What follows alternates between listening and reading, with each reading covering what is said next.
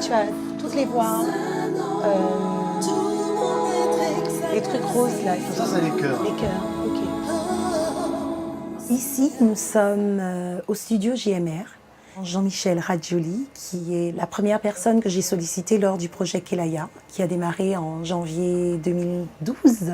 Premier album de gospel, projet que j'avais déjà mijoté dans ma tête depuis de nombreuses années, même à l'époque où je faisais encore partie du groupe Zouk Machine. À l'époque de Zouk Machine, je n'étais qu'interprète.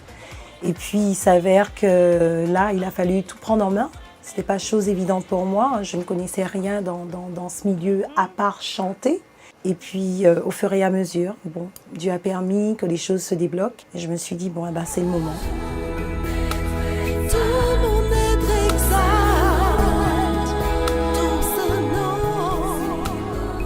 Travailler dans un petit studio, ça présente un avantage aussi, c'est que l'artiste se sent plus à l'aise et moins pressé par l'heure, comme quand on travaillait avant sur les grosses productions, où il fallait payer un gros studio, donc il fallait regarder l'heure, etc. Là, on a travaillé dans une ambiance peut-être un peu plus détendue, puisqu'on pouvait se permettre de prendre le temps et de revenir sur les choses si elles ne nous convenaient pas, avec un petit peu de recul, on écoutait, ça on va refaire, ça c'est bien, ça on garde. Et donc c'est vrai que le projet a duré un certain temps, mais l'avantage c'est qu'on travaille sans stress et sans pression, puisqu'il s'agissait en fait de la part de Dominique d'une autoproduction.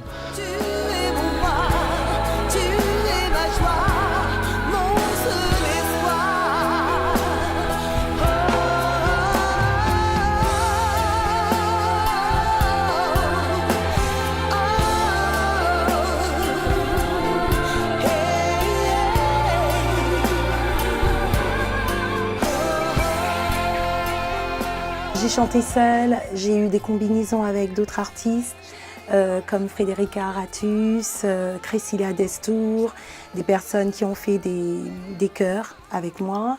Il y a de la bossa, il y a de l'africain, il y a du zouk, il y a de l'adoration, de la louange. Il y a un ensemble très cohérent. Les gens vont redécouvrir Dominique sous un autre aspect et je pense qu'on va en entendre parler. Et pas seulement grâce à sa réputation, mais aussi grâce à la qualité de cet album.